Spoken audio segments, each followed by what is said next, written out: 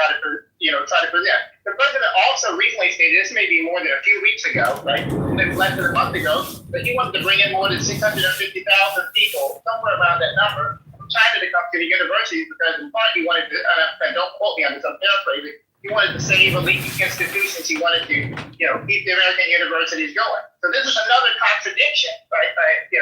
To something where he's pushing a hardline immigration, stance, but at the same time, for certain actors, for certain people, he's seemingly waving that idea and saying, well, for you, in the Silicon Valley, in the tech worker, for you, in the university system, or at least some of the universities, right? For you in certain areas, or certain sectors of society, we're not even talking about the low-skilled, low-end. We're talking about people we would think would be the educated, or at least would be college educated at the upper end. We seem to be making allowances for people in those areas to bring in much more foreign-born workers. And because I know a lot about, in this particularly the tech sector, about the foreign-born workers, there are lots of people there, right? What ends up happening when they get into a tech company is, because they have to be sponsored, right? Unlike an American person, if you don't like the working environment, you can leave, you can transfer and go to another company, right? And you can also demand, comparable wages and all. They're supposed to be paying, quote unquote, they're supposed to be paying foreign workers comparable wages. The foreign workers ultimately end up in a position, a lot of them, not all of them, but a lot of them end up in a position and virtually, they're still getting paid, but it's virtually like slave labor. They can't move, right? They can't make demands of their employer, Google or Meta or, Amazon if things go bad, because then they can just simply pull the H-1B visa and they're being sent back, to the country that they're from. So that's like, they're not going to be able to get someone else to sponsor them. And I know that for people who it's fine for them. They would like to leave and switch their Never had one lesson. They can't do it. But like I said, on the other side, I know people who are like, hey, wait a minute, I've got the good skill set. I'm just being, and they're not me, but they're being pushed out for someone who comes in at a lower salary than them from another country. So I'm just saying that the president himself is a barrel of contradictions, right? And some of the things that he says and some of the things he does, on one hand, that we see largely, or at least what I've seen largely being targeted at people who are primarily on the lower end of the socioeconomic income bracket, but not only those people in the socioeconomic income bracket. And even, back when he was deporting people, the speeches they may make on university campuses, versus this whole other side of him that is willing to cater to what some people would refer to as the tech oligarchs, right? Or people in high places to allow more H-1B visas and more people to immigrate from other countries. And these countries aren't even primarily Europe, let's say primarily India or China or South Asia or East Asia into the country. And so for me, I think that's something we have to think about. That the president himself got a lot of views that are that are off the wall, off the mark, but somehow for certain people he'll turn on a dime and he'll allow the very thing that he's saying that he's against to happen. And that just seems to be the relationship that those individuals have to him. That's what I want to say. Is that guy from Shark Tank, you might know what I'm thinking about. I can't think of his name, but one of the guys from Shark Tank. He was on a CNN panel. I happened to watch the CNN panel. And he was defending the H-1B visa, right? And he's not the only one defending H-1B visa. I'm not against it, by the way. I'm a pro-immigration in the general idea. But he was muddying the waters by trying to confuse H-1B visas. Right? And he was doing it on purpose. I've seen some of these people that in the tech field, the CEOs, they understand that the H-1 visa is the one for those really high-performing people who start a company, right? We already have a visa for that, right? And they start saying H-1B, meaning that they're going to get the next person who's going to start up the next big tech company in the United States of America. So I think that when we look at this whole immigration discussion, outside of the president, we have to look at what some of these CEOs and these different corporations and companies, what their wishes are and what they want, and how the president, and even in some of the universities, how the president is willing to change his position or make allowances, so to speak, for those people, give people who be brown or who are not white in those particular areas, sectors, industries, or student bodies. So that's all I have to say. So I'll just point out that, and I don't know whether your comments were a direct response to Steve's, he was talking about unskilled versus skilled. And obviously Silicon Valley and the medical profession, etc., those are all skilled immigrants. We do have a shortage, for example, of nurses in this country. And we actively recruit nurses from the Philippines and elsewhere because of that shortage. And we obviously have a shortage of doctors, at least American-born doctors. It's interesting, Steve makes a point, and maybe, he's looking back at a society that doesn't exist today, or maybe he's right, that society does exist, where Americans were willing to take jobs, hardworking, menial type, unskilled labor jobs, and they don't. But they can't, he argues, because the unskilled folks that are coming into the country.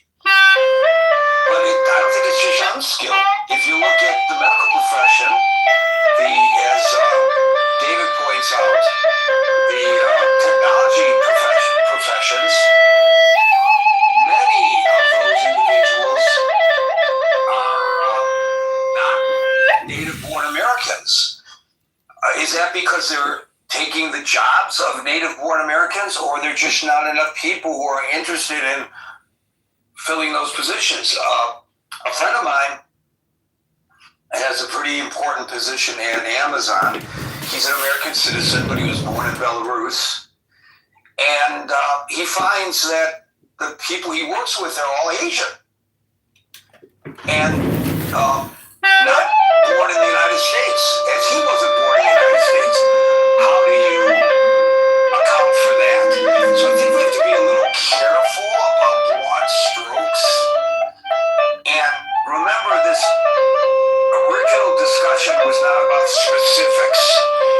And I know there are people who are concerned about folks here illegally, and I agree with that. But it's about the general tone of this administration, of this president. He's got an anti-immigration bent. This is indisputable. And he talks about shithole countries. Whoever heard of a president of the United States publicly, maybe privately, who knows what they say privately or think privately, but he's representing you and me. And he's referring to these other countries as shitholes. Maybe some of them are, I don't know. But is this something that a president should be saying? And we don't want people from those shithole countries to come here? And I guess Steve can date his folks back to the Mayflower days, or close to. But many of us, we only go back a generation or two or three. And as he was speaking, I thought about my family. The people who came here they came here because they were fleeing religious persecution. They weren't vetted.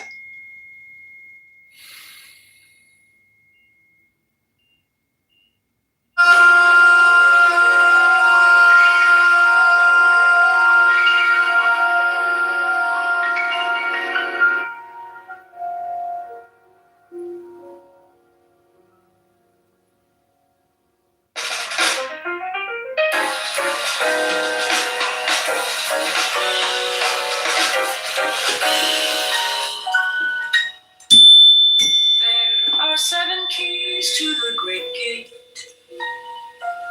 being 8 in 1 and 1 in 8.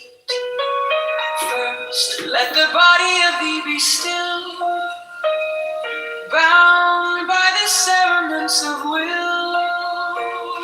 Corpse rigid, thus thou mayst abort the fidget babes that tease the thought. Next, let the breath rhythm be low, easy, regular, and slow, so that thy being be in tune with the great sea's Pacific swoon.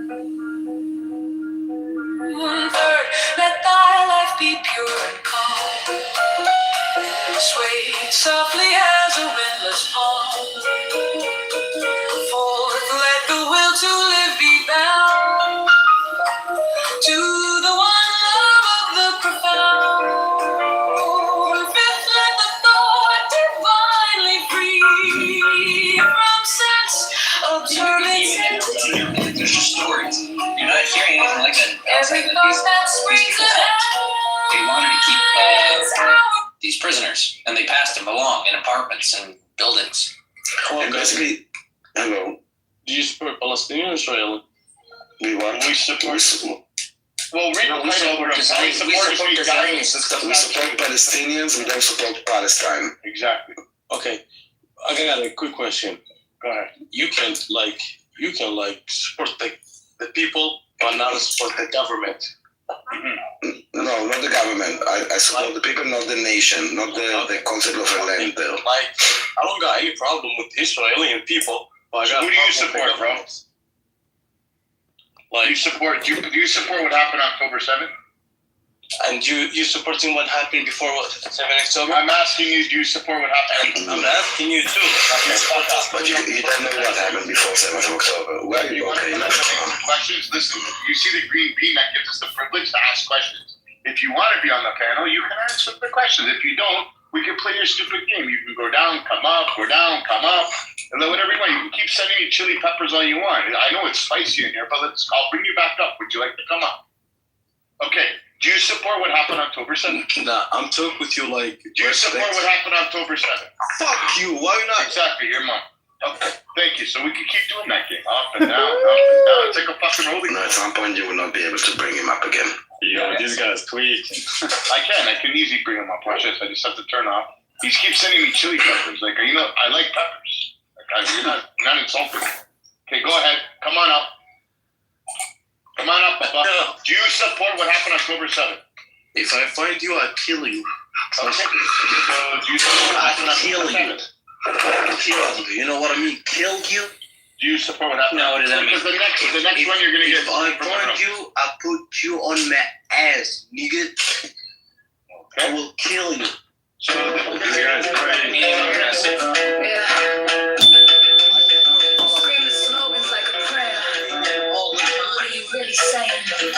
Playing Cardi B. Glory to the martyrs who need suicide bombs. Civilians and days now you dropping this bomb. Long live resistance. All these kids in the smoke, keep back in mind. Some call it woke. That's a joke. From the river to the sea, yeah, I know that chant. Erasing. Daniel's playing some music, but I'm not gonna listen to copyrighted music.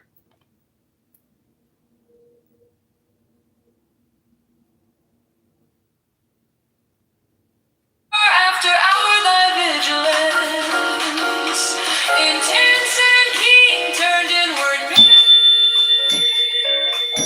No atom of analysis. 6 on one thought securely pinned.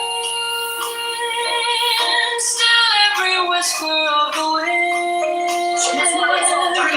Like a flame straight and unstirred.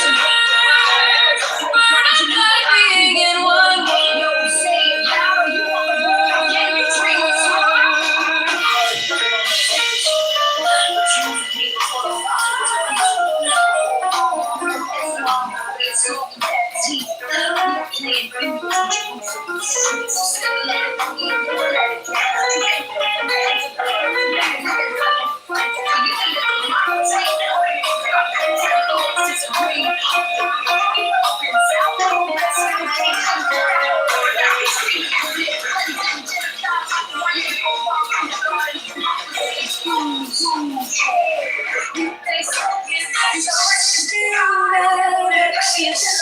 Prolong their meditation statements from slaves and God should be distract by attention from the chosen.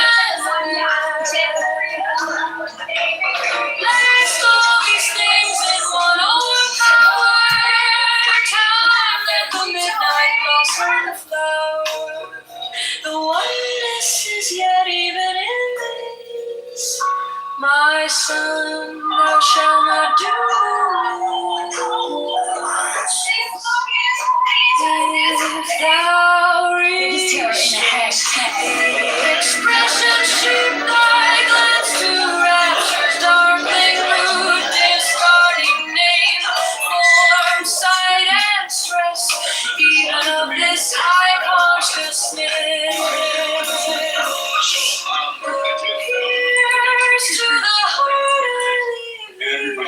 understand. It's like the Valley supporters are the biggest tragedy that ever happened to the Palestinian people. And I truly believe that they hate Gazans. That's the sad truth.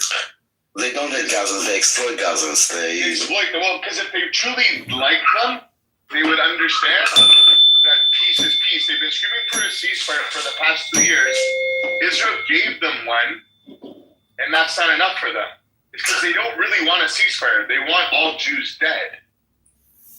So by any means necessary means they truly hate Gazans because they want them to die. They don't want them to live. Bro, listen, a lot of people get entertained when they see Palestinian blood getting shed now. And that's what I see most of these guys support the killing and stupid shit. Now, fuck that. No, they see this image, they get a rush, but immediately with the image, they got told where to point the finger at the Jews, and then they immediately like lash out on a tweet like, you know, or heel, and they feel good about themselves. It's like it's a how do you call it when you get in a game? The euphoric feeling. In Candy Crush, how do you call this thing? That you kind of adrenaline? Not adrenaline. Crash. Serotonin? No. Oh, serotonin. It's adrenaline. No, it's a serotonin. It's dopamine. Yes. So it's like a dopamine rush. And it makes you like feel good about yourself. You think that most people just don't know that this Palestinian story is so layered. Something new about that. Dopamine from Candy Crush. I said I just learned something new about the dopamine rush from Candy Crush. That is something new about every day. It's from games, specific games. It's how they heard little sounds and effects and bullshit. But I lost the plot. You were describing the use of the Palestinians to the Palestinian supporters.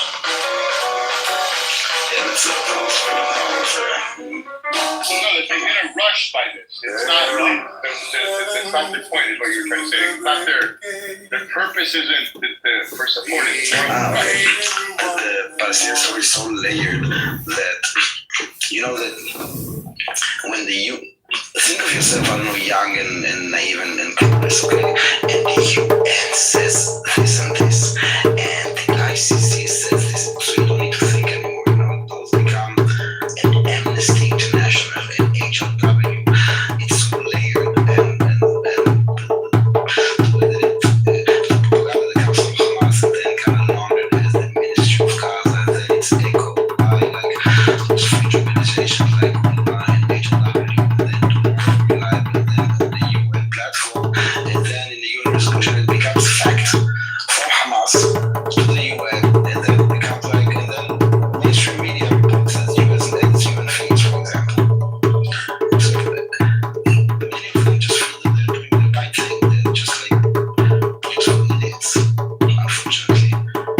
They see very one-sided. Like I see that our story is not told. That they don't know what's happening, and any talk about accountability or what is a terror organization, how Hamas is embedded, so that they don't talk about it. The stealing of aid, the thing that we just found like 2 days ago about this huge warehouse for baby food that they were keeping, so they would have this humanitarian crisis. If it does, it would be like, okay, the page that happened is already.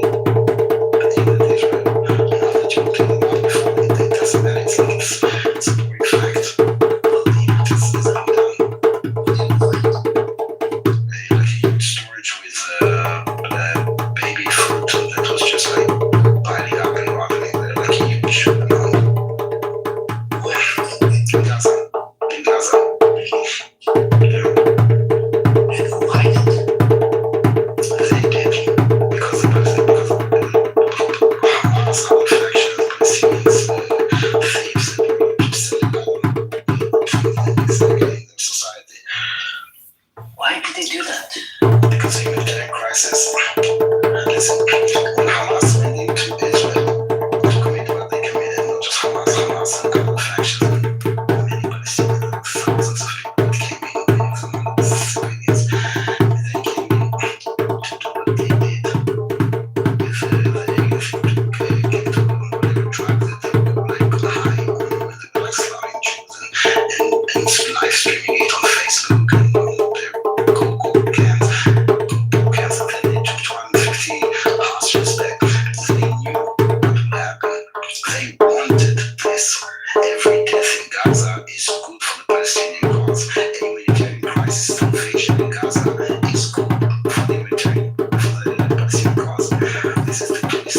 fucking reality that they suffer, the better for the cause.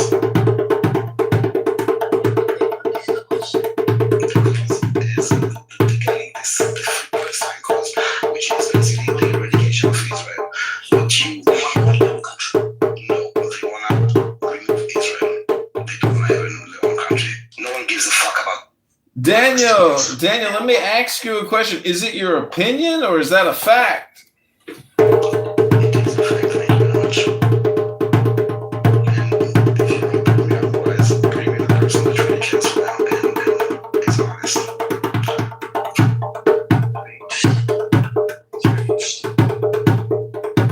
I just find it very interesting. It's a tragic story of the Palestinian. They're like pawns in the game. This is really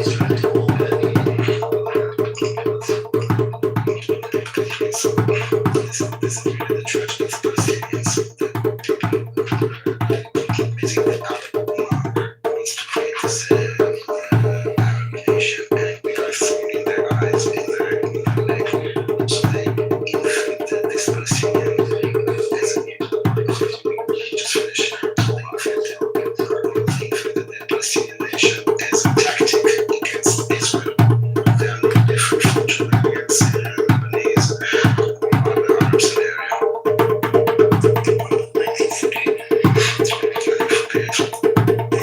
If they were serious, they would have a country, right? They didn't want this. 1948, they, with 5 Arab nations, decided to attack Israel. That was one day because they wanted to wipe us out. After they refused the partition plan, and we know the Palestinians are making, the Palestinians that are carrying the treasure, the Palestinians that are like holding the key, right? The famous Palestinian key. That the 1 million Jews that were also expelled in 1948 from Arab countries. No one talks about it, we just brand it as Arab. None of them took a key in Why? Because they were expelled. They were coming back. The Palestinians took the key. The reason that they take a key is a big deal. It's because they were told to leave by their leaders. They were told, leave so we can wipe out the Jews and then you'll be able to come back. Unfortunately for them, they lost their cause of wiping out the Jews. This is why they have the key. Otherwise, no one would take the key. I know. But Daniel, what was the partition plan 1947? The partition plan was divided to the Jewish area and the Arab area. But the Arab area, they didn't have an identity. How would they have an Arab area? Yeah, Arab was the identity. So they were supposed to be a country? No, it was meant for the Arabs. This is like, then Jordan took it. I mean, 1948, Jordan took it and then he annexed it. No one called it out and no one had a problem with this because it's Arab. And in 1948, Egypt took Gaza. No one had a problem with this. No, I'm talking about the partition plan. That was about after taking from the British mandate, they created the Transjordan into Jordan. The rest they divided to divide between the Arabs and the Jews because there were a lot of fighting. So they took the areas of where the most Jews and where the most Arabs and kind of divided it. Because it says here that the partition plan was divided in British mandate Palestine, right, and the Arab and the Jewish state. Well, what? It was during the British mandate. Yeah, it says British mandate Palestine. But you said it was invented in 1960s. No, the Palestinian identity, the region was called Palestine, okay? During 1948, in that area, if you will talk about the Palestinians, you would usually refer to the Jews. The Arabs were Arabs. And then 1948 happened, Israel created, Jordan took West Bank, they became Jordan in 1946. Absolutely. Palestinian identity was created in the 60s, in the mid-60s, 1964. Who cares if By the way, 1964? 1964, this was the Palestinian identity. That was the Palestine Liberation Organization, the PLO, 3 years before 1967. actually took the West Bank. So they're calling for the nation of Palestine, which is basically not to create their own state, is to wipe us out.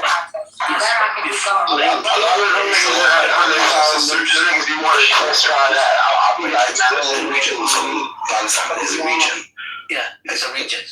Like, you know, you could call the East Coast, or I don't know, the Bible Belt, or like, it's not.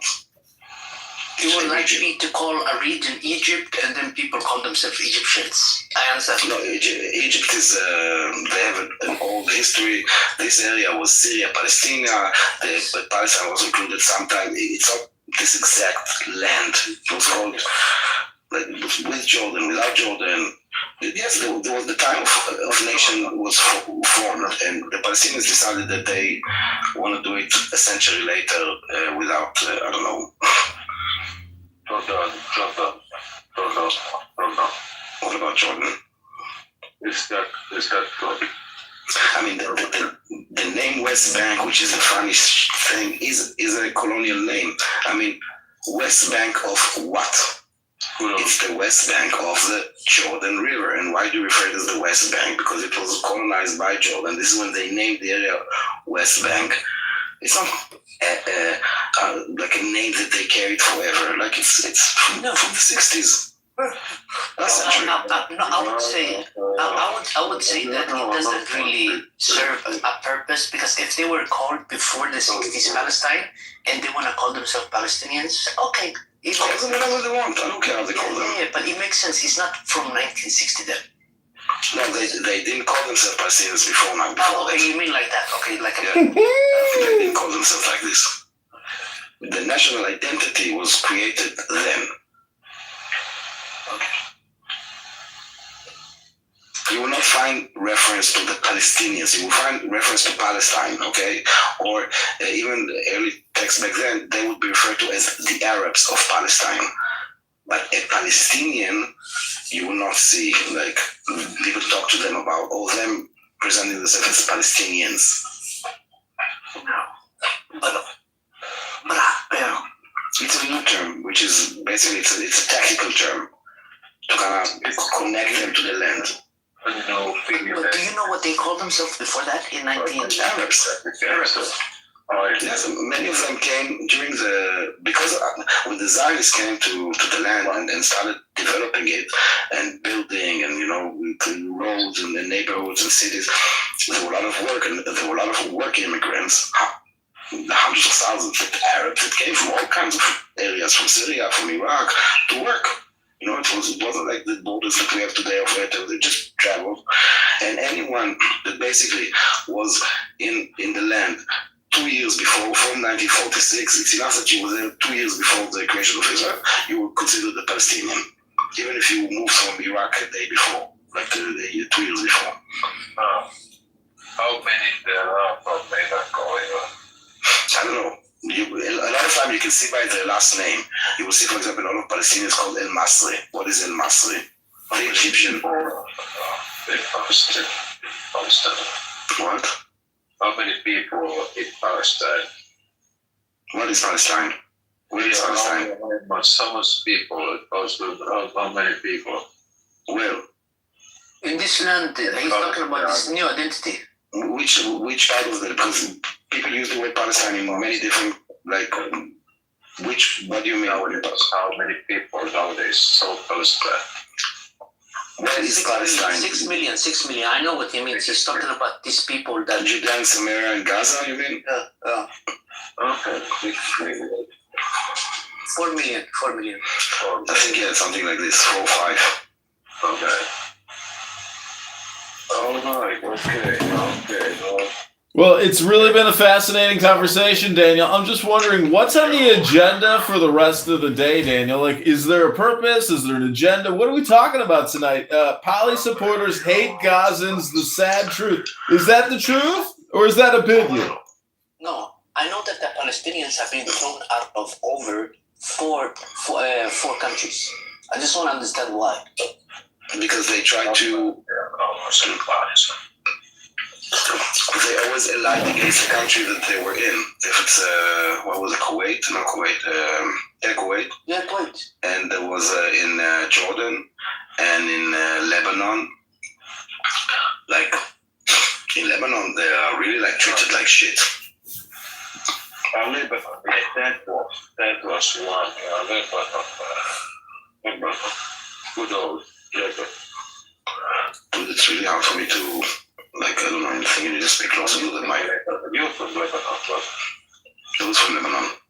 You are from Lebanon. I'm from Lebanon? Yeah. No. I'm from Israel. Okay, okay. Okay. And John, where you from? I'm from Lebanon. You're from Lebanon? Yeah. And you thought that I'm from Lebanon? And you being from Lebanon? Yeah, this happened to be. Where in Lebanon? Which part? Great part. Huh? This part, you know. Are you drunk, my friend? I think he is. Please stop him. Drunk. I don't know. Maybe, Maybe, okay. A little, bye-bye. Maybe a little, I like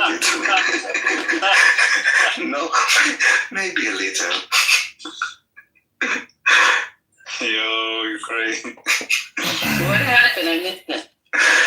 I said, are you drunk? No. Oh, maybe a little. When are these Arabs gonna show some respect? Oy vey, senor. Is it haram to drink? I don't Not think on he's a a Muslim. Wednesday. I think he's a Christian, to be honest. In Lebanon, well, I don't think he's from Lebanon. If he thought I'm from Lebanon, I doubt it that he's from Lebanon. So, Daniel, let me ask you a question. What is Arab identity politics? What is Muslim identity politics? No, Mohammedan Islam, identity. How does identity politics play a role into the conflict in the Middle East? Yes, there are three and blue. I think that all identities are made up, especially the Middle East one. Yeah, they're terrorists, man. You got a certain group of people who get on the bus and they say Allah Akbar and the bus explodes. But you have another group of people, they get on the bus and say Baruch Hashem, the bus doesn't explode. Why is that? Well, They say Baruch Hashem, they say, well, hold on, they say they either say Baruch Hashem or they say praise Jesus or God bless you and the bus doesn't explode. Why is that? That's exactly what I mean. And the crazy thing Well, they got superpower, man, from God, man. Yo, man, Palestinians are the bomb. No pun intended. Don't talk shit about them. They'll blow shit up, man. It's to the point I was walking in New York City and I heard somebody say Allah Akbar and I jumped on the ground like I thought someone's gonna explode. Like, it's crazy. Why would someone well, I don't know what happened. And the crazy thing is that now they want to put 9/11 on the Jews. No, they want to put anything on the Jews. I think the only thing that I haven't seen it was Hurricane Katrina, but other than this, JFK, 9/11, like anything, basically, it's us. The Mexican song. Yeah, and then Charlie Kirk. Somalia. Charlie Kirk. Jews taught him how to steal, so now he's in America stealing because of the Jews. But what's crazy though, Daniel? They said that it was the what is that? The Mossad flew all the way out here to kill Charlie Kirk. Explaining outside the Jews had something to do with it. Like, this is crazy. You said that Candace? And they even said that Epstein is Jewish. He's not Jewish. I don't know if it's Jewish or not. His family Jewish. No, Epstein was a Jew. No, he wasn't. Yeah, he was. Like, he has a Jewish name, but... You know what? Actually, let's check. It could have been just his father. Hold on. But it could be a paternal thing, Yeah. What was his first name? Jeffrey. Jeffrey. Jefferson. He was a Jew. Hold on. This is like, I don't know, this is what the talk is all about. They say we love America. Because, with Jews, it's not that you have right to say the thing with, I cannot say, all Muslims are terrorists or something like this. Because, most all of them are. You can't say all Russians are Terrorists are Muslim. Okay, so You cannot say there's a Jews. by birth and upbringing, he was born in Brooklyn, New York. His Jewish parents raised in a hardworking Jewish family in the Seagate neighborhood. Traces of his Jewish background suffered Are you ready for Wikipedia? from Grok. Okay. Such as references to his bar mitzvah and family traditions appeared in the personal tributes compiled. Listen, Grok can also fall for a lot of bullshit. All of them get manipulated, I know. Wikipedia became such a shit place for propaganda. I just want to recommend, anything about the conflict. I would suggest find a different language and then just translate the page instead of reading it in English. The English version is completely shit. That's a good idea. What do you think about the Jewish AI? What is the Jewish AI? Oh my God, you AI is gotta Jewish. No, you gotta see this one, bro. Tell me about it. The second thing. Yeah, that's the rabbi. That's the best I've ever seen. Do you have the link for it? Do you want me to put it in the chat? Can you put it in the Hey, chat? hey, brother BB. I was on a cruise ship, right? And it was really windy outside, and my kippah fell off, and it went into the ocean. Should I blame my Jewish brothers for that too, as well? Yeah, because they should have. Muziek van Daniel PC abgespielt. They should have crazy glued the kippahs here.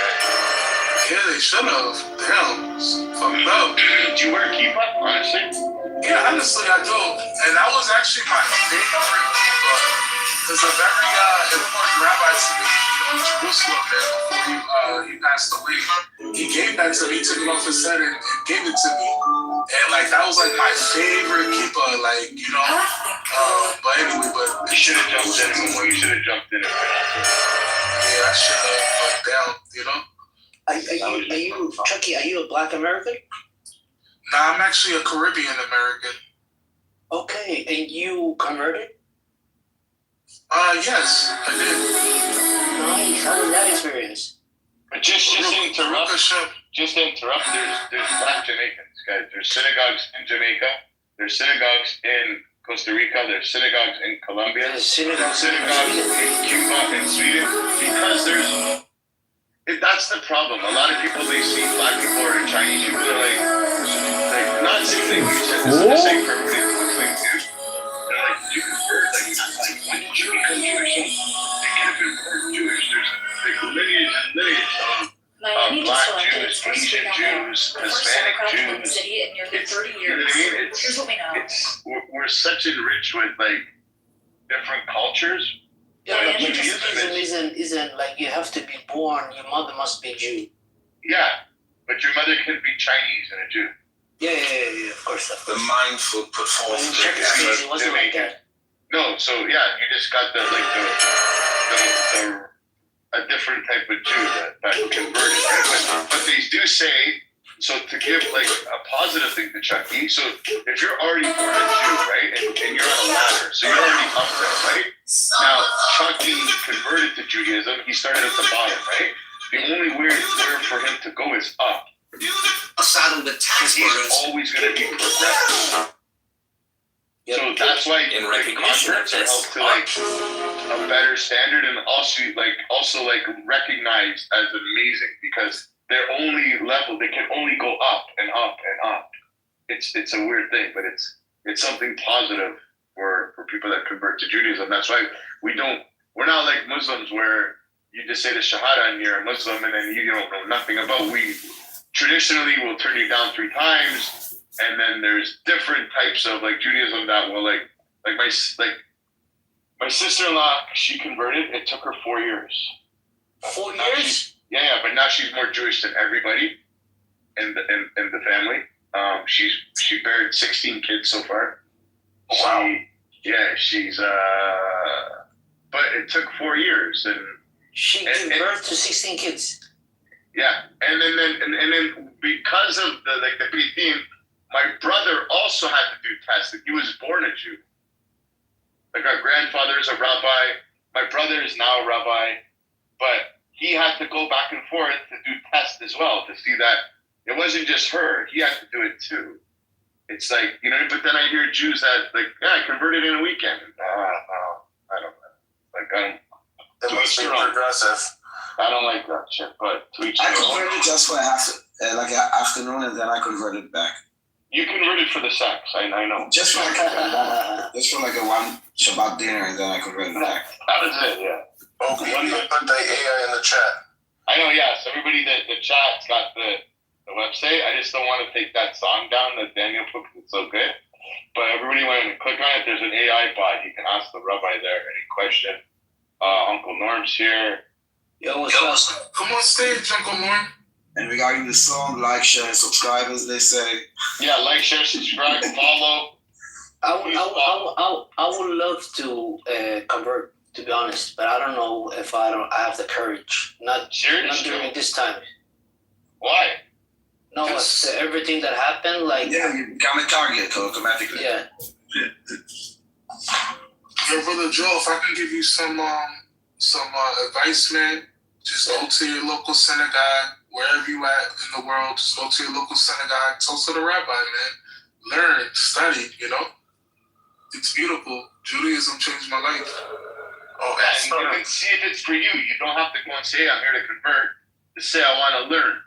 And it'll come natural if you do, you know, follow it fully or you just learn about it. But I guarantee it's addictive, bro. You're gonna fall in love. Yeah, and that's funny that you said that though, BB, because that's initially how I stumbled across. You know, I wasn't really religious, you know, growing up. You know, having Latino parents. Of course, I went to church, and like we would always. So I know the Bible very well, you know. And so I was curious, you know, in the Christian Bible, it talks about, you know, the Jews being God's chosen people. So, you know, where I grew up at, there's a synagogue, a really big synagogue. So I just happened to walk by one day and they were in there praying. And I said, man, I just came here just to study, you know. I'm interested in, you know, your guys' take pretty much on the Bible. And they said, okay, well, you're more than welcome to, you know, pray with us if you want, if you like, you know, or you can come back at, you know, in like 30 minutes and we're going to have a lecture. So I went there, with them at first I didn't stand in the minion. But it was just cool, man. Like I went for one study session. Next thing you know, I'm getting invited to Shabbos dinner. You know, I'm getting invited to the holidays, and it just kind of happened, you know. You know, I got a question. Do you go to like a Jewish gathering? Or will a lot of Jews be chilling and stuff? You said, do I go? Yeah, like do you go like to a place? Is there a place like gathering for the Jews? You know, because like Muslims they got mosque, right? They go to the mosque. And they got the synagogue. Great question. Oh yeah, so the synagogue. Sometimes they got the community center as well. Yeah, the people call it like synagogue, temple, shul. It's all the same place. It's a place where we go and pray.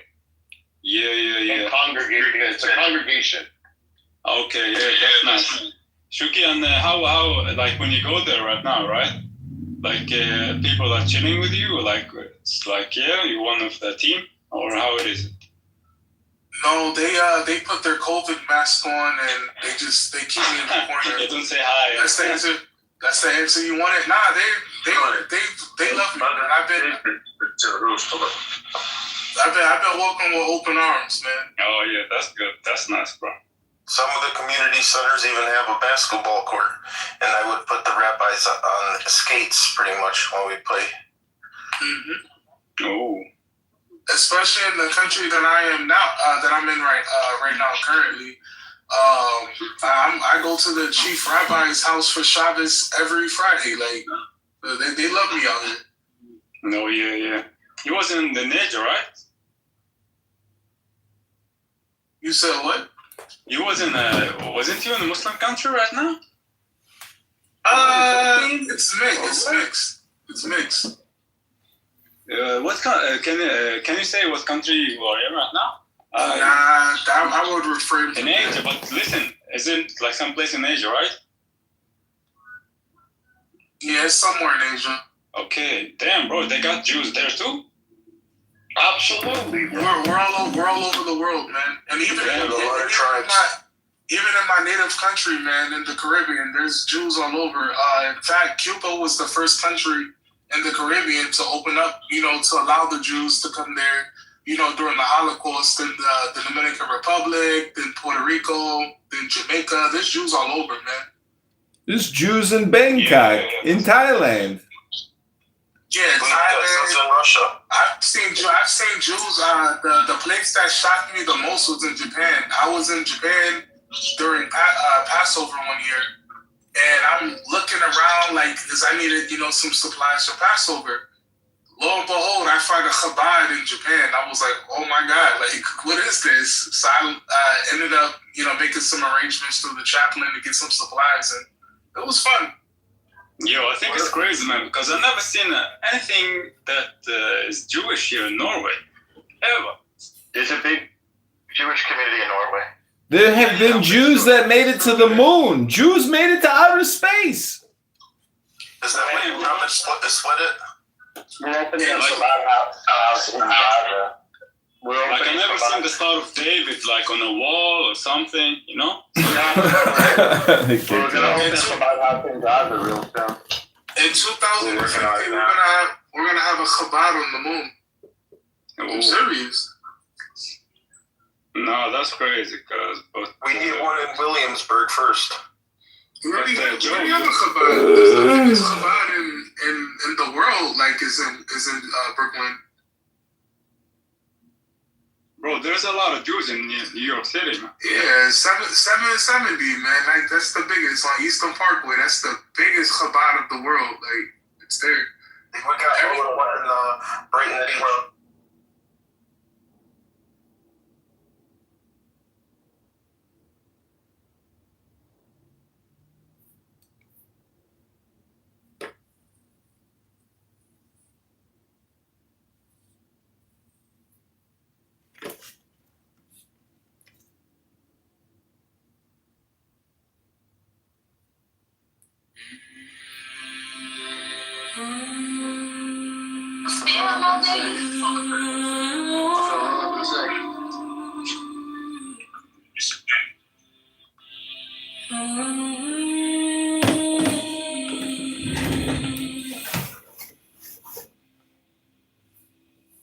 Man has the right to live by his own law, to live in the way that he wills to work as he will, to play as he will, to rest as he will, to die when and how he will. Man has the right to eat what he will, to drink what he will, to dwell where he will, to move as he will on the face of the earth. Man has the right to think what he will, to speak what he will, to write what he will, to draw, paint, carve, etch and mold, build as he will, to dress as he will. Man has the right to love as he will. Take your fill and will of love as you will, when, where, and with whom you will. Man has the right to kill those who would thwart these rights. The slave shall serve. Love is the law. Love under will. The law of the strong. This is our law and the joy of the world. Do what thou wilt shall be the whole of the law. Thou hast no right but to do thy will. Do that and no other shall say nay. Every man and every woman is a star. There is no God but man. The rights of man, master theory and Freda Perabo Aleister Crowley, the master, Aleister Crowley. Man has the right to live by his own law, to live in the way that he wills to work as he will, to play as he will, to rest as he will, to die when and how he will. Man has the right to eat what he will, to drink what he will, to dwell where he will, to move as he will on the face of the earth. Man has the right to think what he will, to speak what he will, to write what he will, to draw, paint, carve, etch or mold, build as he will, to dress as he will. Man has the right to love as he will. Take your fill and will of love as you will. When, where, and with whom you will. Man has the right to kill those who would thwart these rights. The slave shall serve. Love is the law. Love under the law of the strong. This is our law and the joy of the world. Do what thou wilt shall be the whole of the law. Thou hast no right but to do thy will. Do that and no other shall say nay. Every man and every woman is a star. There is no God but man. The rights of man, Master Therian, Freda Puderabo, Aleister Crowley, the master, Aleister Crowley.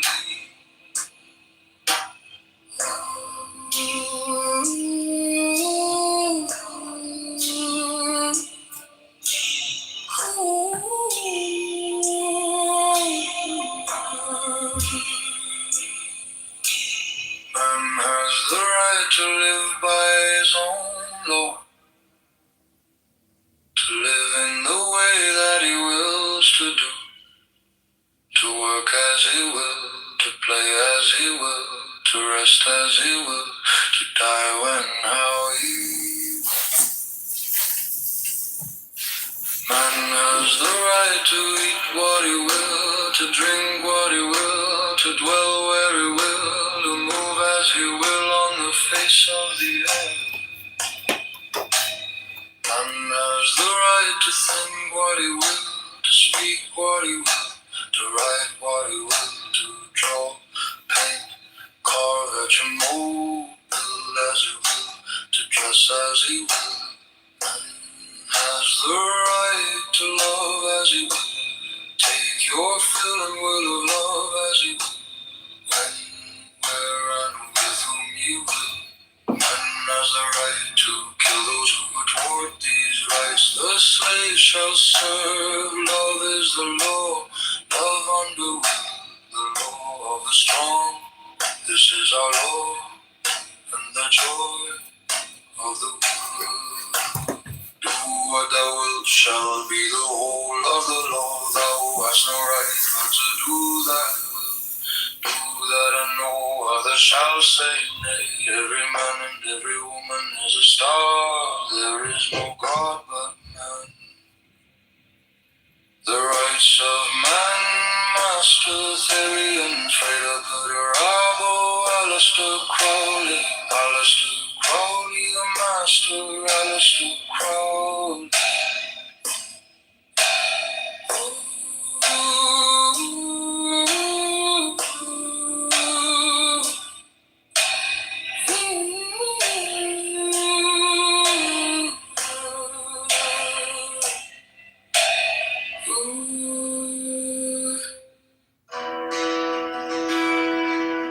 Carthage, though a commercial republic, was the aggressor in the very war that ended in her destruction. Hannibal had carried her arms into the heart of Italy, to the gates of Rome before Scipio returned. Gave him an overthrow in the territory armies of Carthage made a conquest of the Commonwealth. Venice in later times figured more than once in wars of ambition, till becoming an object to the other Italian states. Pope Julius too found means to accomplish that formidable aim, which gave a deadly blow to the power and pride of this haughty republic. Provinces of Holland, till they were overwhelmed in debts and taxes, took a leading and conspicuous part in the wars of Europe. They had furious contests with England for the dominion of the sea, and were among the most persevering and most implacable of the opponents of Louis XIV. In the government of Britain, the representatives of the people compose one branch of the national legislature. Commerce has been for ages the predominant pursuit of that country. Few nations, nevertheless, have been more frequently engaged in war. And the wars in which that kingdom has been engaged have, in numerous instances, proceeded from the people. There have been, if I may so express it, almost as many popular as royal wars. The cries of the nation and the importunities of their representatives, upon various occasions, dragged their monarchs into war, or continued them in it, contrary to their inclinations, and sometimes contrary to the real interest of the state. In that memorable struggle for superiority between the rival houses of Austria and Bourbon, which so long kept Europe in a flame, it is well known that the antipathies of the English against the French, seconding the ambition, or rather the avarice, of a favorite leader, then protracted the war beyond the limits marked out by sound policy, and for considerable time in opposition to the views of the court. The wars of these two last mentioned nations have in a great measure grown out of commercial considerations, the desire of supplanting and the fear of being supplanted, either in particular branches of traffic or in the general advantages of trade and navigation.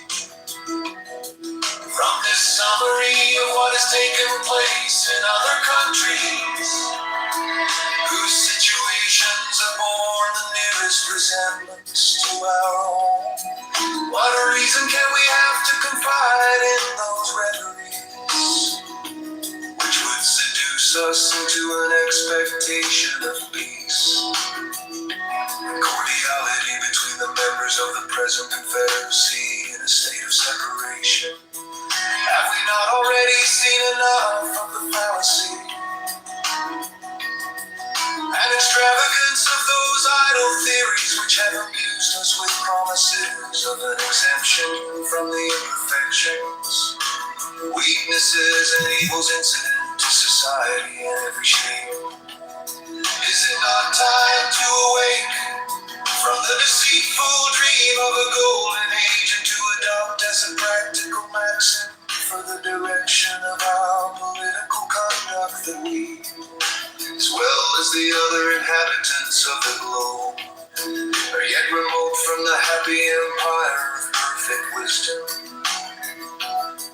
perfect virtue?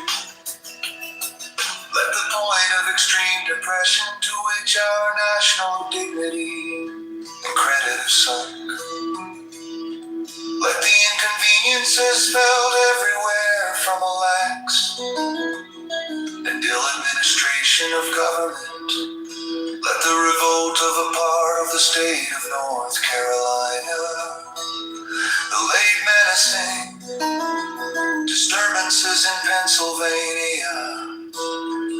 actual insurrections and rebellions in Massachusetts declared.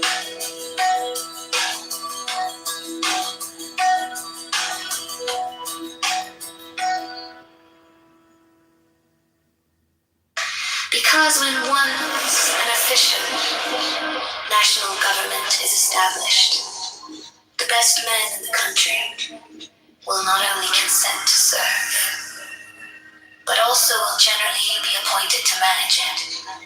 For although town or country or other contracted influence may place men in state assemblies or senates or courts of justice, or executive departments, yet more general and extensive reputation for talents and other qualifications will be necessary to recommend men to offices under the national government, especially as it will have the widest field for choice, never experienced the want of proper persons, which is not uncommon in some of the state's heads. It will result in the administration, the political councils, and the judicial decisions of the national government will be more wise, systematical, and judicious than those of individual states, and consequently more satisfactory with respect to other nations, as well as more safe with respect to us.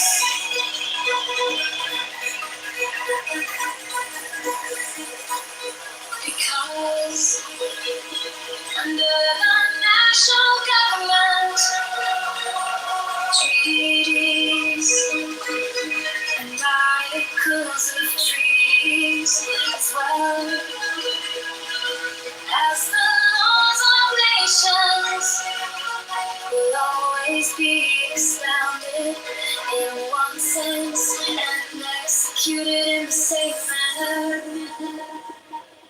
Whereas adjudications on the same points and questions in 13 states or in 3 or 4 confederacies will not always accord or be consistent, and that, as well from the variety of independent courts and judges appointed by different and independent governments, as from the different local laws and interests which they affect and influence them. The wisdom of the convention in committing such questions to the jurisdiction judgment of courts appointed by and responsible only to one national government cannot be too much amended, because the prospect of present loss or advantage may often tempt the governing party in 1 or 2 states to swerve from good faith and justice, but those temptations not reaching the other states and consequently having little or no influence on the national government. Temptation will be fruitless and good faith and justice be preserved in case of a treaty of peace within its great weight to this reasoning, because even if the governing party in a state should be disposed to resist such temptations, yet as such temptations may commonly do result from circumstances peculiar to the state and may affect a great number of the inhabitants, the governing party may not always be able, if willing, to prevent the injustice meditated or to punish the aggressors. But the national government not being affected by those will neither be induced to commit the wrong themselves.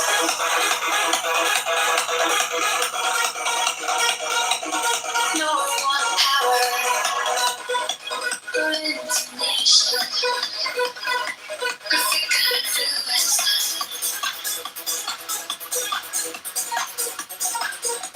or punish its condition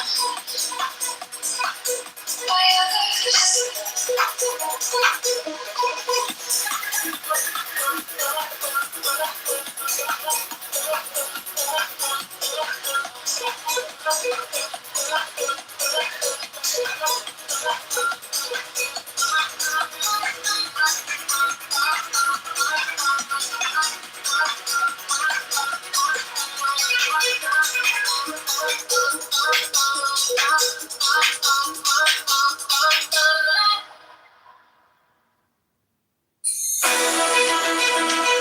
The utility of a confederacy, as well to suppress faction and to guard the internal tranquility of states, as to increase their external force and security, is in reality not a new idea.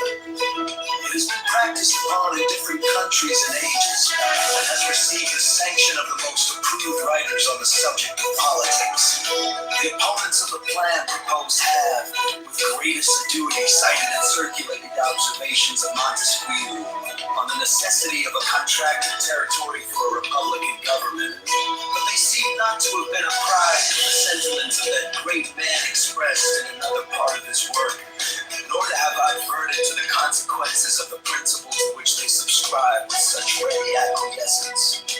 When Montesquieu recommends a small extent for republics, the standards he had in view were of dimensions far short of the limits of almost every one of these states. Virginia, Massachusetts, Pennsylvania, New York, North Carolina, nor Georgia can by any means be compared with the models from which he reasoned and to which the terms of his description apply. If we therefore take his ideas on this point as the criterion of truth, we shall be driven to the alternative either of taking refuge at once in the arms of monarchy, or of splitting ourselves into an infinity of little jealous, clashing, tumultuous commonwealths, the wretched nurseries of unceasing discord, and the miserable objects of universal pity or contempt. Some of the writers who have come forward on the other side of the question seem to have been aware of the dilemma, and have even been bold enough to hint at the division of the larger states as a desirable thing. Such an infatuated policy, such a desperate expedient might, by the multiplication of petty offices, answer the views of men who possess not qualifications to extend their influence beyond the narrow circles of personal intrigue. But it could never promote the greatness or happiness of the people of America.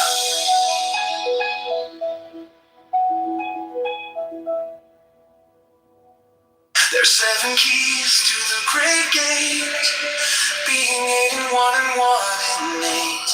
First, let the body of thee be still, bound by the cerements of will.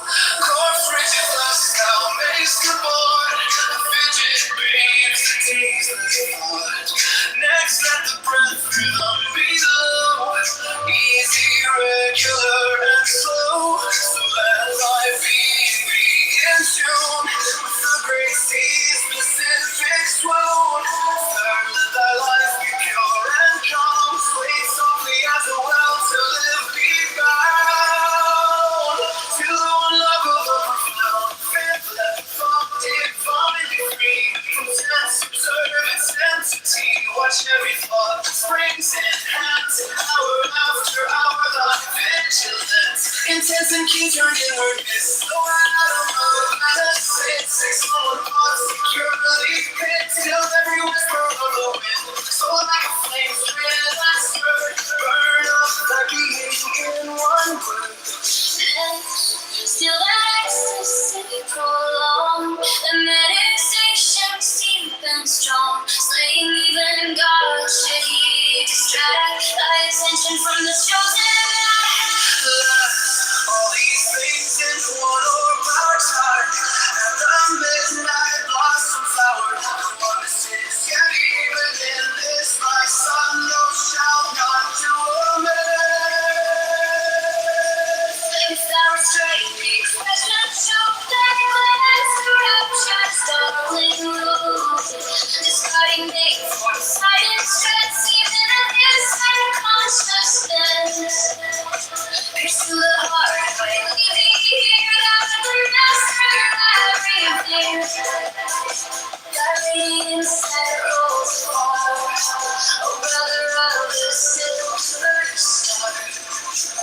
There are 7 keys to the great gate, being in one and one. First, let the body of thee be still, bound by the cerements of will. Corpse rigid thus thou mayst avoid the fidget babes, they tease the thought. Next, let the breath become below, easy, regular, and slow, so that thy feet be in tune with the great seas of Pacific swoon. Let thy life be pure and calm, sway softly as a well till I be bound to the one of the profound fifth. Let the thought divinely free from sense of surface and tempting. Watch every thought that springs and asks hour after all my vigilance. Intense and keen turned inward mist. No atom of analysis. Sick someone thought securely pinned, still every whisper of the wind. So like a flame straight and stirred, burn up thy being in one word. Next till that ecstasy prolonged, thy meditations deep and strong. Slaying even God should he distract thy attention from the chosen act. Blast all these things in one or power. Time let the midnight blossom flower. The oneness is yet even in this. My son, thou shalt not do amiss.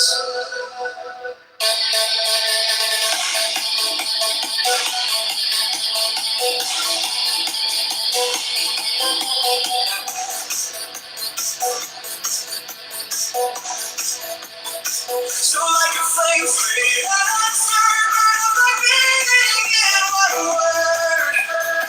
Next to that ecstasy, prolonged, my meditations deep and strong. Slaying even God should he distract thy attention from the chosen act. Bless all these things in one heart, and let the midnight blossom flower. This is yet even this, my son, thou shalt not do amiss.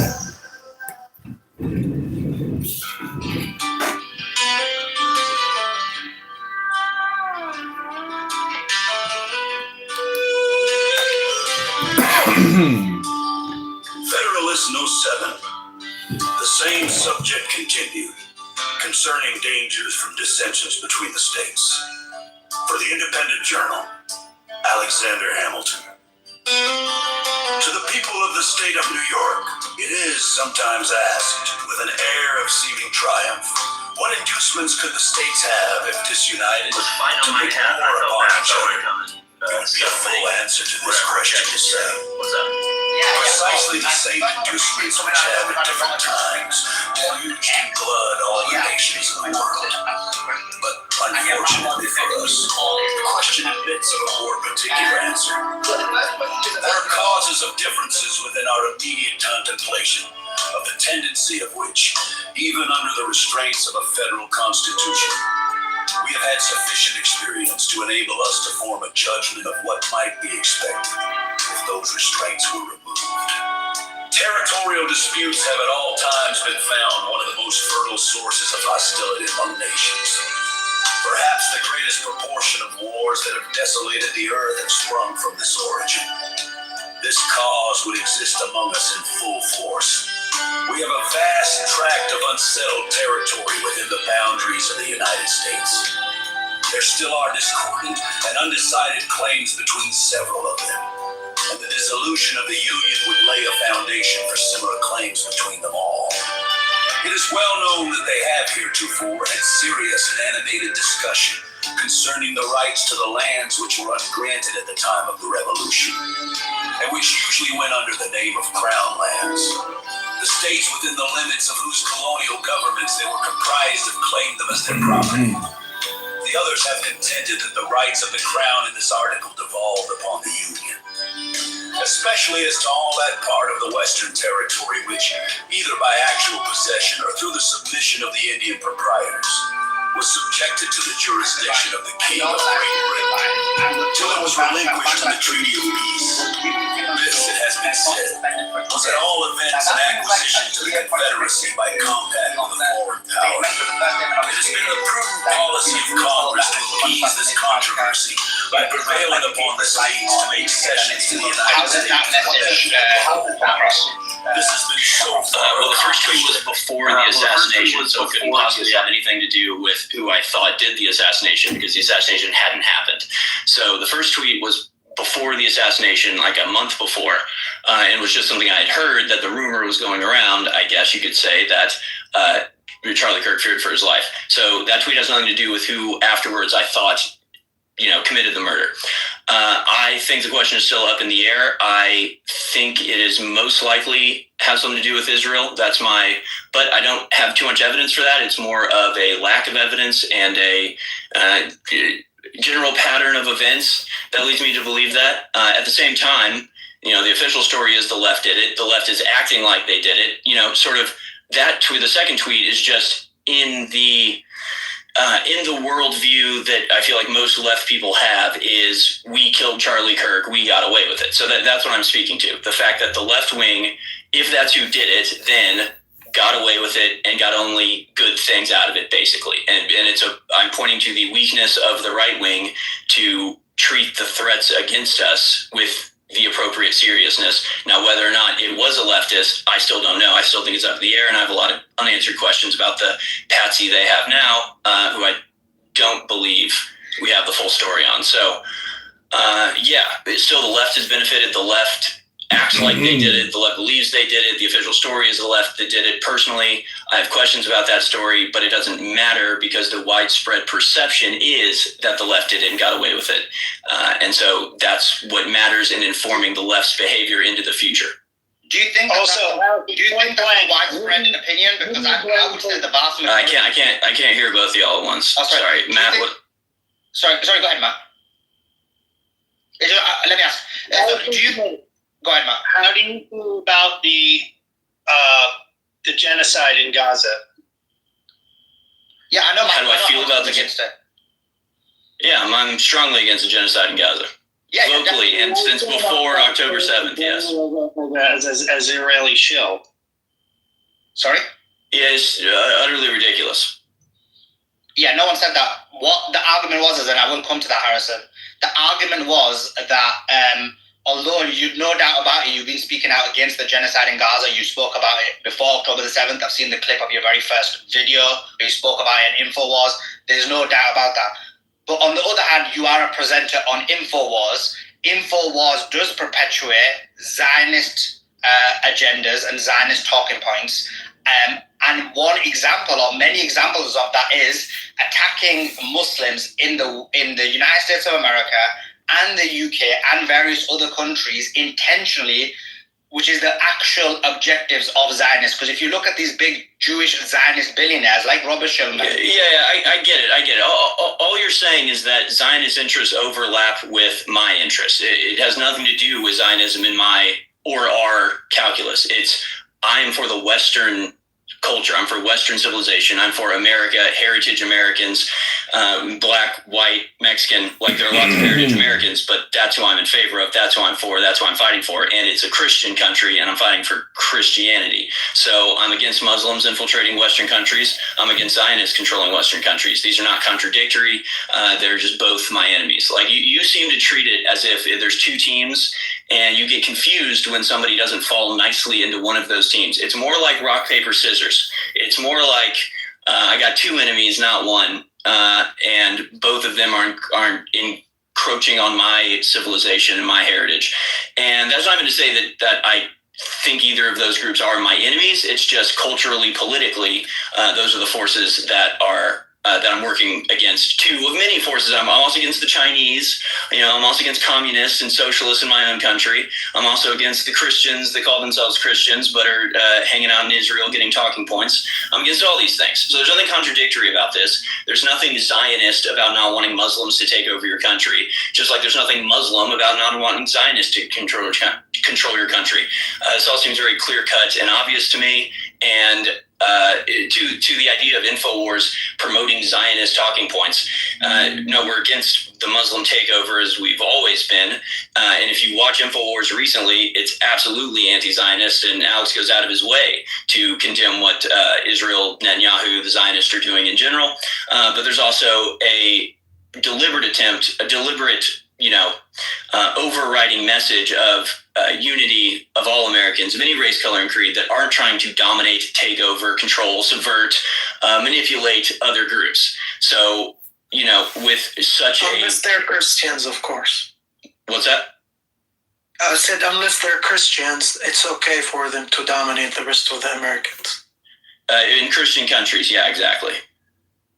So, Harrison, this is obviously where you basically are misunderstanding my point, right? Because I'm not saying you have to be on one side or the other. This is a complete misconception of the point.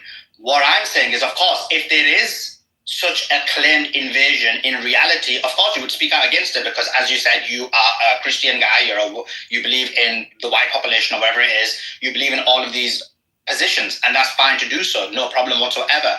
Where the disagreement is where basically people like InfoWars or yourself push things that are demonstrably false with this claim that there is a Muslim takeover, when, for example, in the United States of America, there clearly isn't a Muslim takeover based on numbers, based on positions of power. And in reality, when this is done, is because the Okay. I don't care I don't care how far along the takeover has gone. I don't want to just start in the first place. So, what have I pushed that's fake? I got to go, but I do appreciate you letting me on and clearing the air. But what have I said that's fake? That's not true.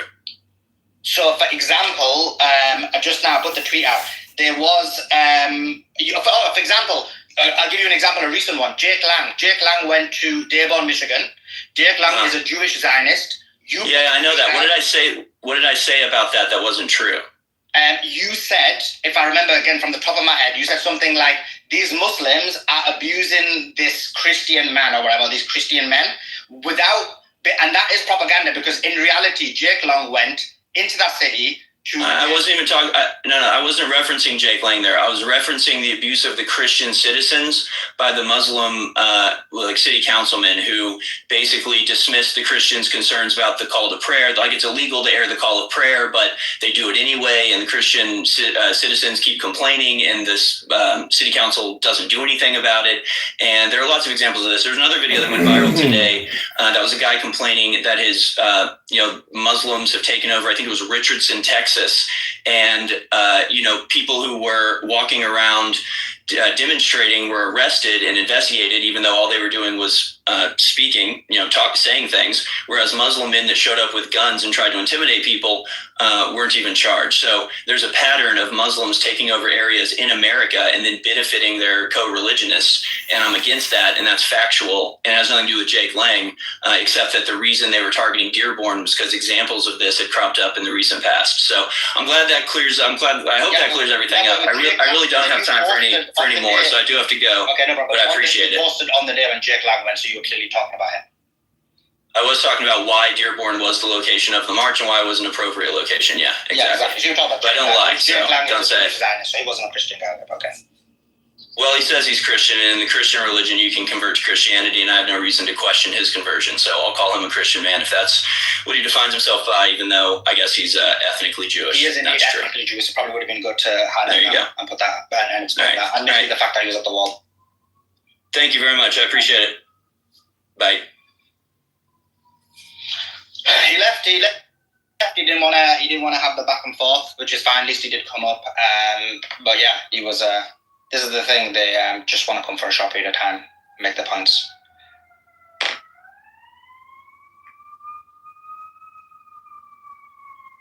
Joe. So do you feel they should have talked to him now? No, I do believe they should have talked to him, but as you can see, he.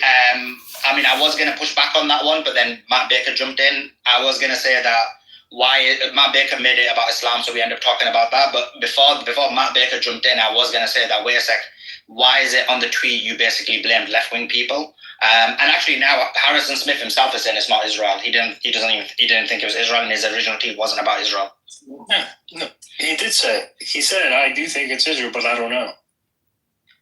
Well, he said both. Then he said, it might be a left-wing person.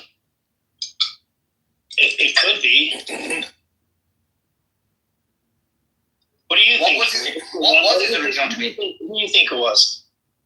What was his original tweet actually now? Because I just assumed that based on what everybody's saying that he said it was Israel. It was. I think that Sam Parker and the Mormon people. No, that's a joke. I mean, I think Solomon jokingly says that. He thinks the friends of Charlie Kirk said that Charlie Kirk was afraid that Israel was going to assassinate him. That's what the tweet was. Oh, did the tweet actually say Israel? Yes. Okay. So anyway, what I was going to ask him. Sorry. That's what started it before Candace Owens. That's why I jumped on the Israel bandwagon. Well, my point still stands, and the thing is, what I was going to ask him, but then you jumped in, Matt, and made about the Muslim issue, which again, and then he said his point and then ran off. But the thing is, in terms of what I was going to ask him was that on his specific tweet, though, I know he's given this thing that left-wing people believe it, but you actually said yourself as an individual that the left did it. That's why I was going to ask him, but then you jumped in because that's what he said. Well, you did say that. And I think he responded. Well, I read the tweet out to him, and then he made his excuse, and then I was going to say, but you. Then my response was going to be when you jumped in that. But this specific line says that the left killed him. You're saying it, therefore you're believing it. So can you explain it? Well, do you remember you were on a space, and actually you're on YouTube, and you were on Infowars at one point, and you said, well, it's American to have protests and this and that, and you're on there, and you're saying, yeah, we should yell at protests and this and that. True. And I saw you on YouTube, and you were saying if I forget what it was Egypt or some country, you were on a YouTube channel, and you said if there was an uprising, you as a Muslim would have just shut it down and crushed it. Do you remember that? Yeah, you're talking about Syria. You're talking about the Syrian rebellion. Yeah, that you would stop any protests. So there's two things. So it's a very good question actually, and I think it's a fair question to ask. So the first thing is, I do believe that a person should have a right to protest and the right to speak out against what they disagree with, right? And we'll crush it. That's what you said. That's a quote. Yeah, I'm going to explain it, man. I know, but Matt, you don't let him answer. He heard what you said. Let him answer because I want to hear the answer as well. Oh my God, this is not the Matt and Solomon show. Come on, I love all of you guys. Jesus. Yeah, I'm going to answer your question because I think it's a good question to ask. It's a good question. And I do believe in this ability to protest for sure. The issue what you had with Syria specifically was, because that's what you're talking about. In Syria, there was an Arab Spring, which was manufactured by the West. They intentionally pushed it by Israel, by the United States of America. It was not organic. They intentionally did it. What I said was with Bashar al-Assad, and you're talking about my conversation with Scott Horton, because both of us agreed that the protests were inorganic. Both of us agreed that they were manufactured from externally outside of Syria. Therefore, those protests weren't real people protesting. It was in order to cause a color revolution in Syria. Now, when you deal with an attempt at a color of revolution, a rebellion, an overthrowing, there's a few ways to deal with it. One is you allow them to do what they're doing and hope they disperse. This was Scott Horton's position. He thought they would just protest, that they were a bit natural and maybe they'll disperse. I said that no, I don't. I think that they were not natural. It was a color revolution, and the only way to deal with something like that is to be tough and just to stop it immediately. Because what happened was when they allowed it to continue, it cascaded. The US started putting it on the TV shows, America, Britain, UK, Western civilization, Israeli Mossad. Then they started putting Israeli agents in there and West people from outside trying to rebel. And then you basically had complete destruction of the society. And after 15 years, millions of people killed, millions of people injured, millions of people dislocated, injured and displaced from their place. So it was more an analysis saying that that's how probably would have been the best way to deal with it. This can't possibly still be going. Diego, do you do anything with your time in life? 7 days? Especially 7 days? I'm recording over 150 hours, fucking wasting your time? Hello! Which I don't agree with. I don't agree with. So in America, it's different. So you guys have that, right? So in America, if there is an attempt, let's say there's an attempt to overthrow the U.S. government, would you just allow them to do it? Well, when you have foreign countries with the insurrection on G6, what happens? In the streets, and they're definitely having external influence. would it not be in your same logic that you would just crush them because they're causing discord and possible chances to overthrow the government? I missed the first bit. Say again. Wouldn't you say that when protests happen in America, which many of them do have external forces and external people in them, that we would, at the same time, with your same logic, then just say we just need to crush them and shut them down? When you stand up and say we have to keep these rights to protest in America, but when they're in a Muslim country, you yourself say if you were in control, you would just crush it and shut it down. Yeah, so you missed two important points. First of all, like, Western society is different to these type of countries.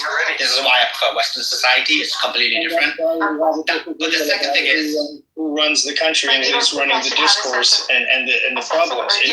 But the second thing is, it's about, if I was the president, I'll answer your question. If I was the president of the United States of America, and you'll see anti-Israel. If I was the president of the United States of America and there was an attempt to overthrow the U.S. government, a rebellion, called a revolution, and they were basically trying to overthrow the government, yes, I would crush the protest. I would crush the rebellion. I would crush the rebellion because that's literally what you do. You saw a very minor example of that on Jan 6th. The claim is, I don't know if it's, I don't believe it to be true, but the claim was that they were doing an insurrection. Let's say there was a real insurrection. Let's say there was a real attempt to overthrow the U.S. government. You can either allow it to happen and let your country be overthrown, or you crush it. So I believe in that scenario, you got to crush it. And you don't think that the giant protests all over American cities, even though I'm for and against the Israel takeover and may agree with, there's no nuance that you can't agree with. It's like you can't be anti-Israel and also be questioning Candace, but you can't. Everyone has to be on one side or the other. There's literally no nuance. You can't say, hey, I think there's a problem with external forces causing protests in America, which are causing serious problems and could possibly lead to overthrows now or in the future that could be crushed, that you think have to have the right to stand. No. This is a problem, you see, because this is a very important distinction. It's about direct or not direct. This is like the idea of free speech. If there's someone directly incites violence, I think we all agree that that person should be incarcerated. But for example, if someone says something indirectly, which then people could probably argue that may lead to violence, that should not be something that's stopped. So you're talking about direct and indirect. So no, if someone just protests that or anything like that, that they weren't doing that. You're saying that the pro-Palestine protests weren't like outside the White House and weren't like acting in the way of a color revolution, at least from a... No, they weren't. How were they trying to overthrow the president of the United States of America? They weren't doing that. Well, they were calling for him to be taken out. There was people calling for him to be murdered. I mean, come on. No, nobody was trying to At the do Palestinian? that. And nobody was trying... Yeah. Sorry? No. I'm so sorry, Solomon. At the Palestinian protests, you're saying that? I want to make sure he's that trying was to clear. say. Yeah. I've been to... Okay, so as a Palestinian, if it's okay, I'm sorry. Matt, every time you talk over someone, you just sound muffled. You kill us. No one can hear you. You're killing the listeners. Decorations. If you guys want to ask me one more question before I go, so you don't say I ran away or something, then go ahead. Sorry, Solomon, I interrupted you, but I think you wanted to push back on the Palestinian protests, so go ahead. 100%. If you're saying that the Palestinian protests, we were calling for Donald Trump or any president of the United States to be killed, I would really love to know which protests you've been at. I've been to ones in New York. I've been to ones in D.C. I've been to ones in California. I've been to one with several. Okay, so I'm really, I don't want to say 100, I want to say at least 36 at a minimum. And by the way, that also includes college campuses. So I'm happy to take those questions too from my alma mater, which is Columbia. So I'd love to know where you saw that or how, because I will be the first person to come out against that. And I would venture to guess that 80% of the people that are actually at those protests also would come out against that, because that's not what we're about. We're not about violence. You guys hear me? Nobody hear me? Yeah. Okay, good. But we're not about violence. We're about, hold on, Matt, please, 1 second, please. We're not about violence. We're not about violence. This movement is not about violence. It is about human rights. It is about the right to life. Free Palestine, I agree, 100%. Yeah, but where have you ever seen that, brother? Where have you ever seen that the Palestinian protests have ever said to kill Donald Trump? I've seen them talk about deposing him. I've seen them talk about taking over the country. I mean, there's individual weirdos that say bullshit that anybody could point to. I'm just saying. I mean, if you want me to really find one, I'm sure I can. That's not a colour revolution.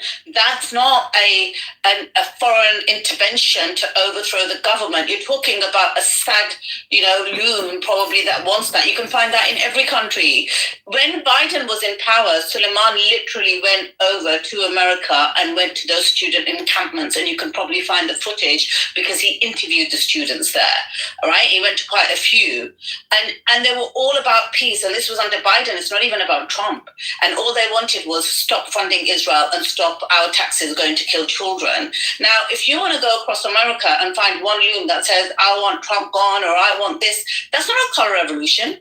That's not what happened in Syria. Syria's been destroyed. You literally put a 10 million bounty on a terrorist and then took it off and welcomed him in the White House with a red carpet. Do you want any more evidence that it was by the West that they destroyed that country? And you know what? When I get American and British people complain about, the Syrians that are coming into our country, call out what we did in Syria first, because we did that. We destroyed their country. We don't want those migrants, but you know what? Hold our governments to account. So when Harrison comes up here and talks about, the Muslims are taking over, first call out our governments for what they do in these foreign lands. Because Syria didn't have to happen. We did it for Israel. Israel now does tours. Israel does tours in Syria and says, this is our land. We've got Israeli tours. You can go to this area. Or in fact, we're going to extend from Golan Heights even further in. We're going to put new boundaries in place. I mean, what the hell is going on now? No, I agree. I'm just saying that random people and foreign intervention can be used, and individuals can be used as poster children for every single thing to turn us against one another. And like someone said before, at the same time, the AI takeover is happening. Palantir is taking over, and we're all sitting around worrying about Egyptian planes and arguing about Ian Carroll and Candace Owens. And I love you guys. I love Harrison Smith, and I love this country, and I love the Muslim people. I'm just saying, everyone has their own, dog in the fight, and there's a lot of foreign influence around the houses on every angle. And if any single protest can be said to have a foreign influence, then Suleiman would just say, just shut it down. I'm not going to go on about it because I love Suleiman and he's a fucking G, and I'm not trying to fight with you guys. You're misstating what I said. Either you're misunderstanding or misstating. So I don't know if it's a lack of understanding. Do you know what a colour revolution is? Well, it's when you get a group of people in the streets all waving a specific flag to have a overthrow. Okay, let me make it easy for you. Do you know what an insurrection is? On the national field program. I was just going to bring that up. Matt, what you're saying, it reminds me of how everybody was accusing Trump for inciting an insurrection. He wasn't, right? I'm sure you're aware that he wasn't inciting an insurrection. Like, bro, come on. I'm just trying to keep everybody on the straight and narrow here. No, but Matt, do you know what insurrection is? Focused on Turning Point USA. Yeah, overthrow the government. Becoming more efficient. A rebellion to overthrow the government. If there was an insurrection against a government that you're in charge of, what would you do? Company-wide metrics and goals. Oh, well, the theory is, you would squash it. But I just know the way you said it on your expanded role. Please join me in congratulating Justin on this new role with the organization. As always, thank you for everything each of you do for Turning Point USA. Now, let's get back to work and save America. Thank you. Signed, Charlie Kirk, founder and CEO. This was a week before he died. And isn't that the position of Tyler Boyers? No. Hold on. Damn it, Noxie.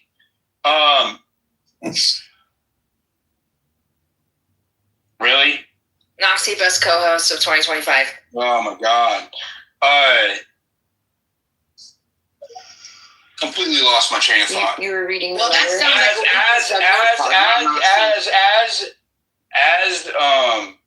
you guys aren't going to derail my space. Bottom right corner, everybody, please repost the space. As CEO, right? Why isn't she out here talking about this? I think it's awfully convenient that the Justice Department sends out a memo to Erica Kirk saying that Turning Point will not be investigated for financial wrongdoing, right? That she's playing ball. But on the same note, we have this letter from Charlie Kirk saying that he wanted Doge to make it more efficient and look at the financials, and then a week later he's dead. Why isn't she addressing that, right? The reason why they look so suspect is because there's all of these glaring things. The Israel text message, the Doge letter, right? All within a week of his demise, his assassination, and none of it's being addressed. Instead, they are gaslighting us about Tyler Robinson before he's had his trial, and then telling anybody who asks questions about these things that they are evil if they ask these questions, right? Why is that? She's CEO. She should be answering about Doge. Did this get carried out? What were the findings, right? That letter is up in the Jumbotron. You can respond now, Noxie. I wasn't ready yet. No, you're fine. I'm sorry I interrupted. But no, I was thinking that Tyler Boyer was actually the COO, and then he was put down, and then this other guy was put up.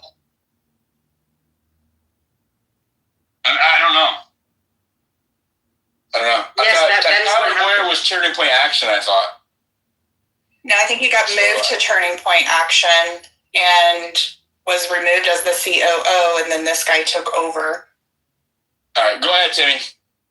So that's really interesting because there were 4 different entities that were created around Turning Point, and Charlie Kirk might not have been aware of all of them.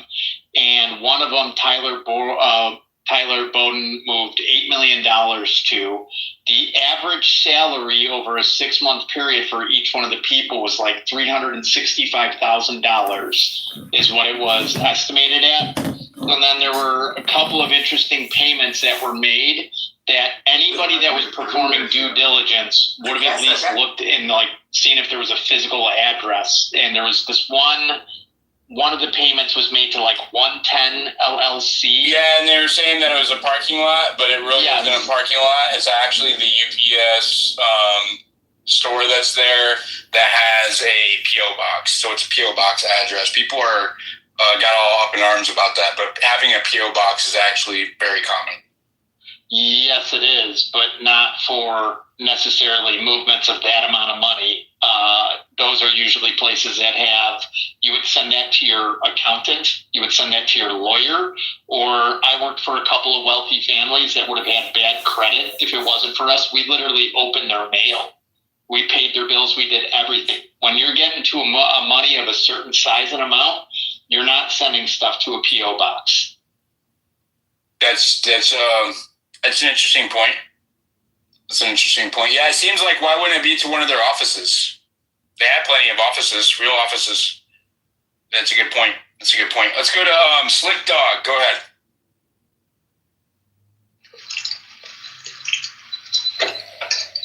Hey, Diligent, can you read that last part of the sentence from that letter on company culture? Yeah, it says,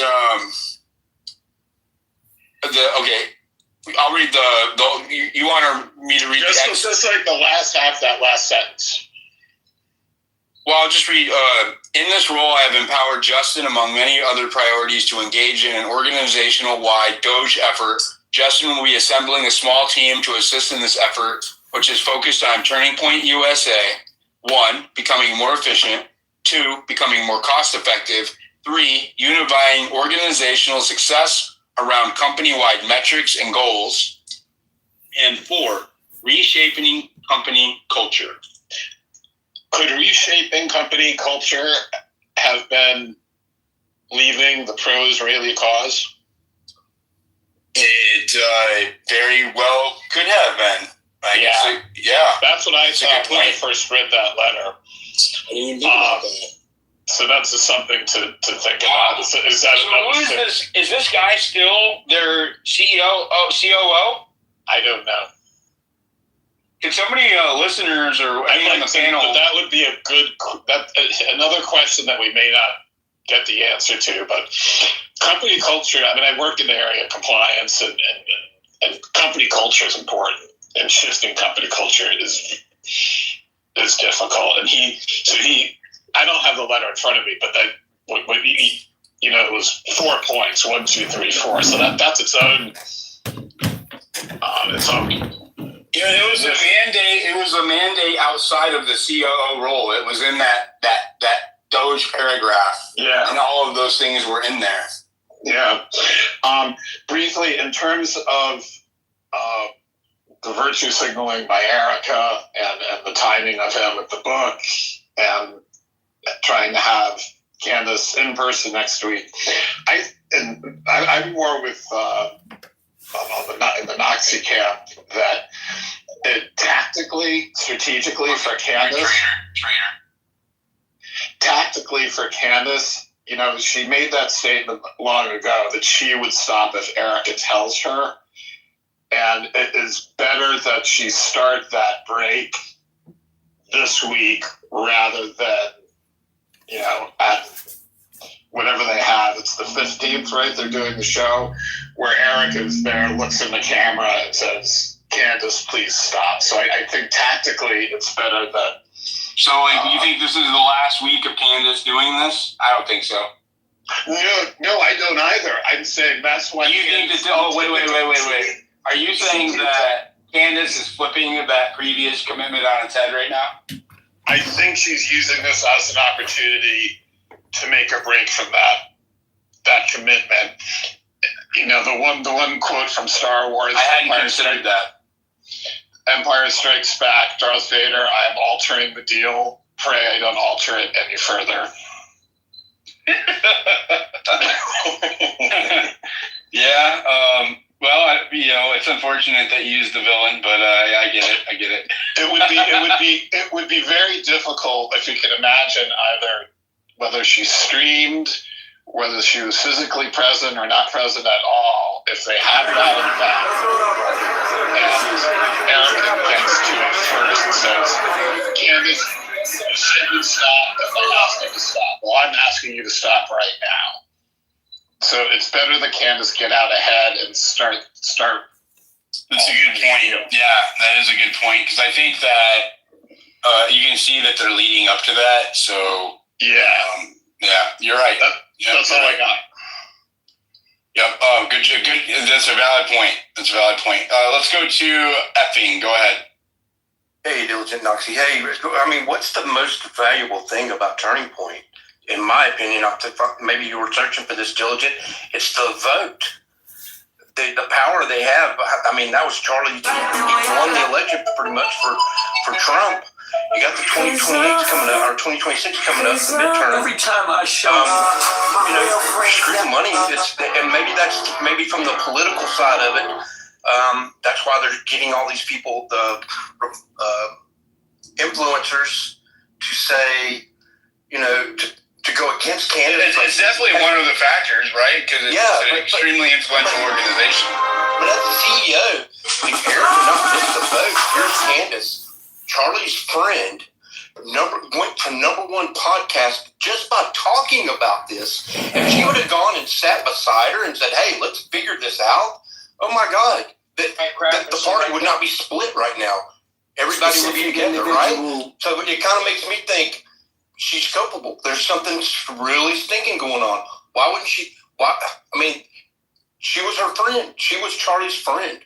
Why would his wife, push that away? Why not embrace that? Candace is a journalist, a reporter. She's trying to get to the bottom of it. Not only that, it is again, I've been saying this all along, they have shot themselves in the foot, Right. They're sinking. And how would it have turned out?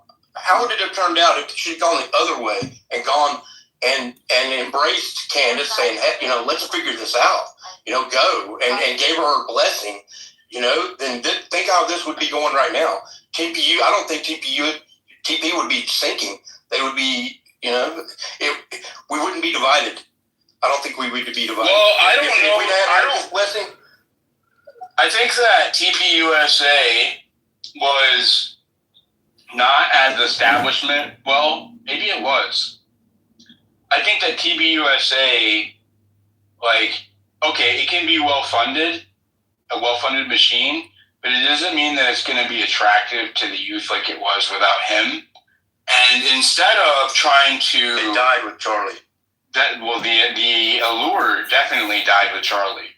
And I think what they're saying, it seems like what I kind of sense here is that they're like, well, we don't need your approval. We don't need to be popular with you because